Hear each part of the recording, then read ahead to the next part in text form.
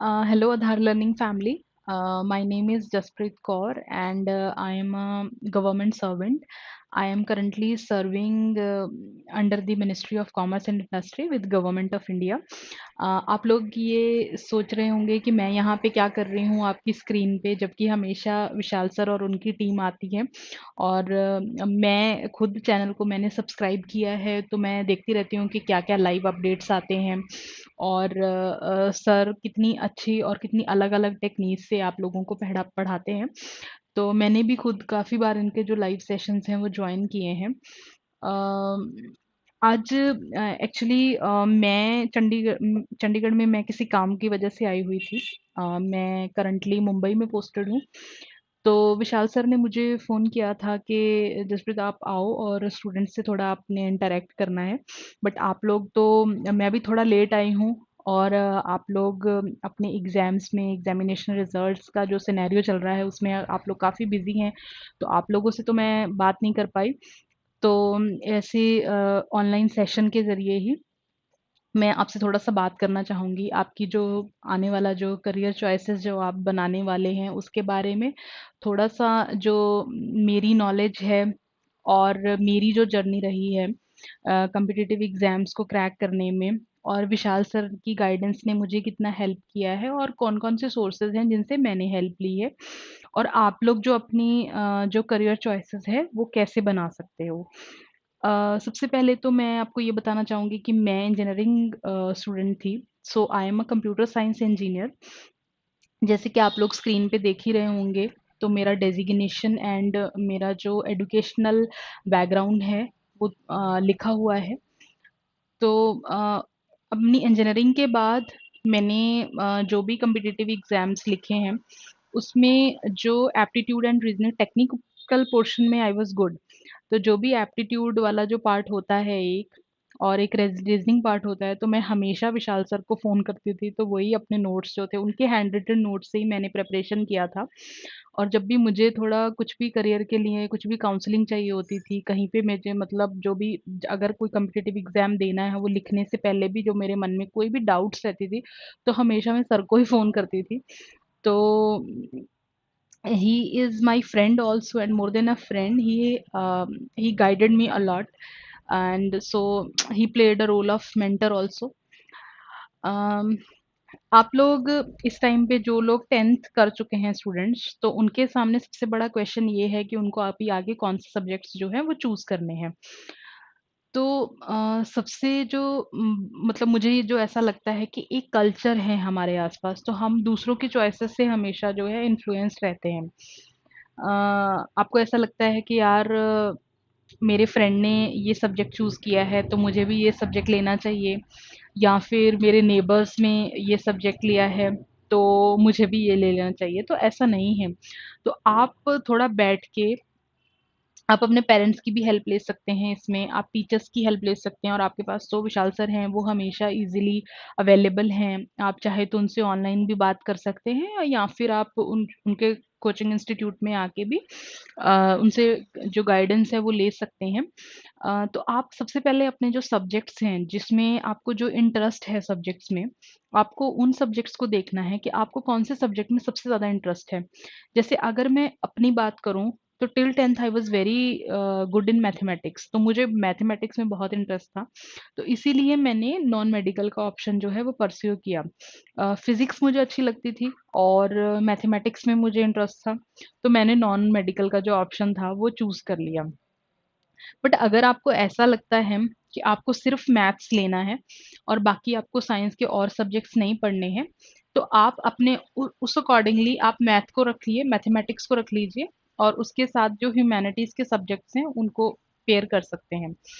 या फिर अगर आपको लगता है कि यार आप बायोलॉजी में बहुत अच्छे हैं, आपको मेडिकल साइंस में अपना जो करियर है, उसको डेवलप करना है, तो आप बायोलॉजी को एज़ अ सब्जेक्ट चूज़ कर सकते हैं और मेडिकल प्रोफ़ेशन में भी जो है अपना करियर जो है वो बना सकते हैं।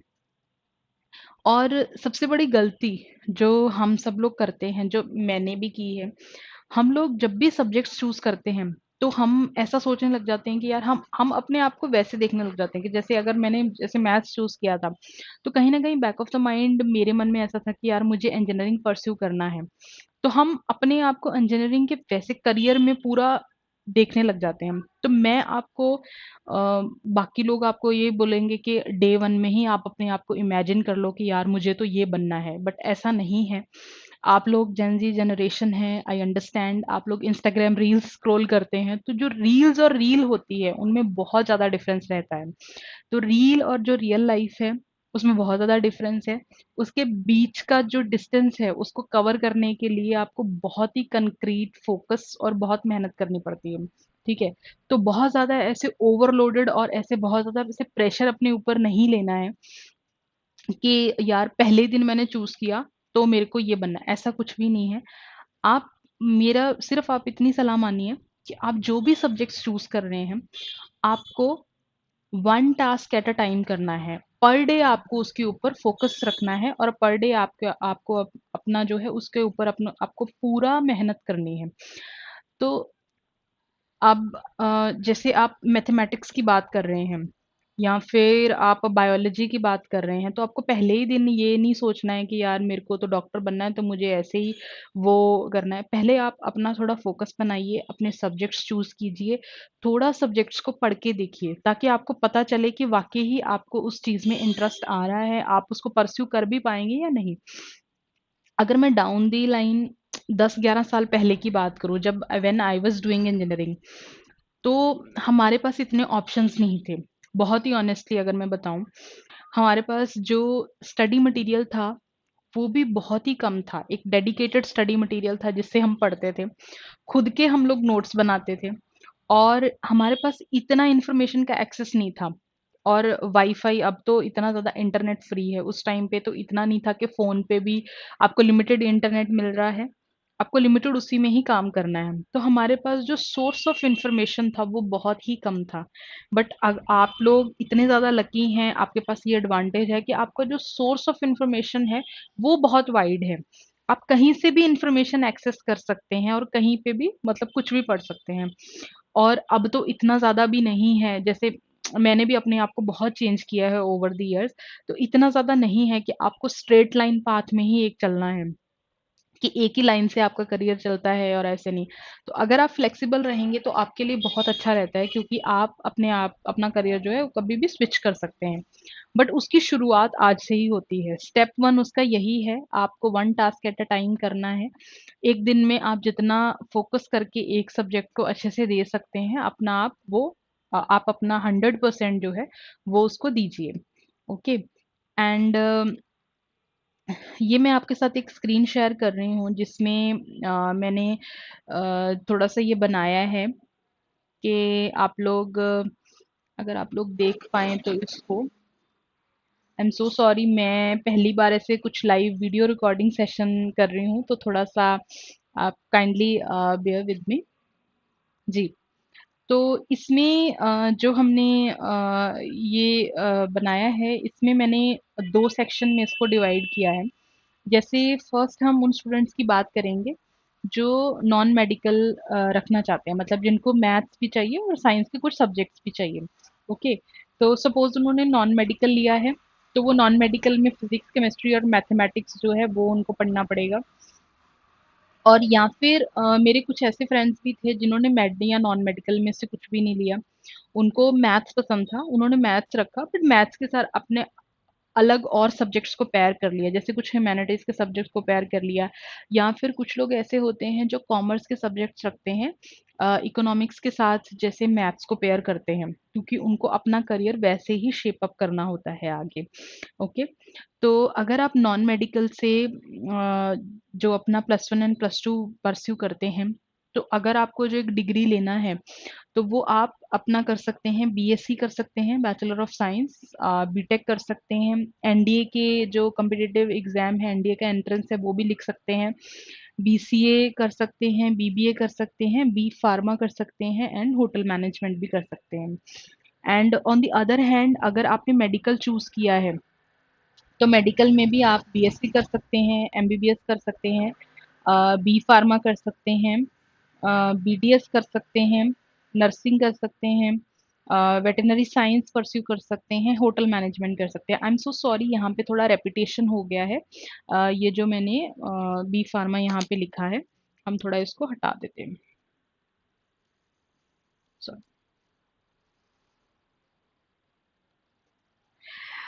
तो ये सब जो करियर ऑप्शंस हैं, आप इसके साथ इन सबको जो है ऑप्ट कर सकते हैं। मैंने इंजीनियरिंग किया था, तो इंजीनियरिंग करने के बाद मैंने बहुत सारे एप्टीट्यूड एग्जामिनेशंस लिए हैं। एप्टीट्यूड बहुत सारे कॉम्पिटिटिव एग्जामिनेशंस जो हैं वो मैंने लिखे हैं।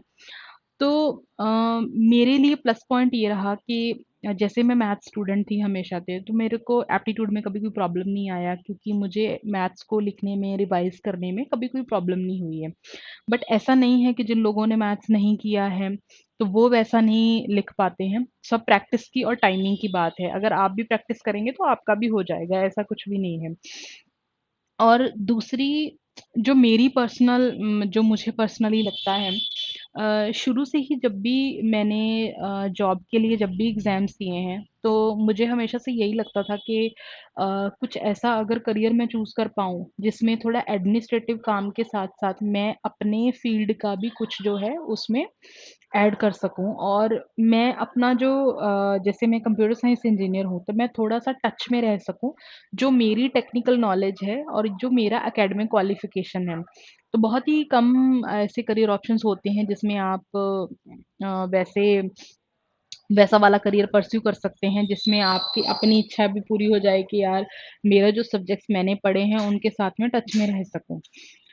तो अभी मैं ministry of commerce and industry में हूँ, तो मैं I am working as a examiner of patents and design. तो मैं एक टेक्निकल काम भी कर रही हूँ, तो लीगल काम भी कर रही हूँ। ये सारी चीज़ें मैं आपको क्यों बता रही हूँ, जबकि आप तो अभी इनिशियल पॉइंट पे हैं।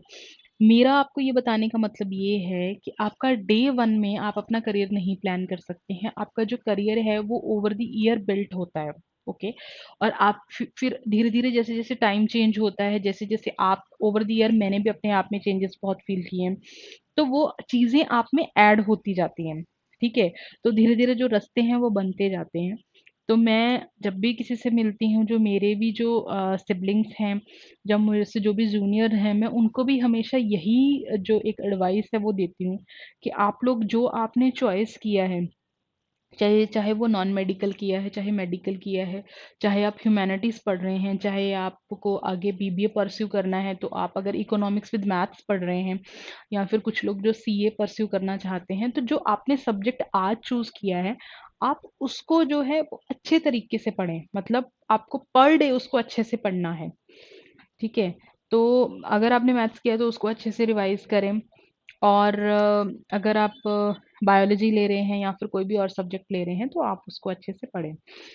और मेरी जर्नी में विशाल सर ने जो भी हेल्प किया है, वो मैं इस वीडियो में तो नहीं, मैं इतना मतलब इस जो छोटी सी वीडियो हम शूट कर रहे हैं, तो उसमें मैं ये नहीं बता सकती, बट आप लोगों के लिए ये एडवांटेज है कि विशाल सर आपको ऐसे प्रॉपर फॉर्मली सेटअप में पढ़ा रहे हैं। तो उनकी वीडियो से जैसे मैंने भी 1-2 उनके सेशंस अटेंड किए हैं, तो सबसे जो अच्छा जो वो शॉर्टकट्स में बताते हैं, जो स्टेप्स कम करके बताते हैं, पढ़ाते टाइम जो स्टेप्स कम करके वो बताते हैं, तो वो बहुत ही इन्फॉर्मेटिव रहता है और हेल्पफुल रहता है। क्योंकि क्या होता है कि जब भी आप एग्ज़ाम लिखते हैं, तो आपके पास टाइम बहुत कम रहता है। तो कम टाइम में आपको कम स्टेप्स फॉलो करके करेक्ट आंसर पे पहुँचना है। तो उस टाइम पे आपको शॉर्टकट्स एंड ट्रिक्स जो है वो काम में आती हैं। तो मैं आप लोगों से इतना ही बोलूँगी कि आपको जो भी क्लास में पढ़ाया जा रहा है, उसको अच्छे से आप लोग पढ़िए, और अच्छे से रिवाइज़ कीजिए। और क्वेश्चंस बहुत इम्पोर्टेंट, जो भी आपको असाइनमेंट दिया जाता है काम करने के लिए, और मैक्सिमम जो क्वेश्चंस हैं, उनको आप लोग जो है बार-बार जो है रिवाइज़ करते रहो, जो क्वेश्चंस हैं उनको अटेम्प्ट करते रहो।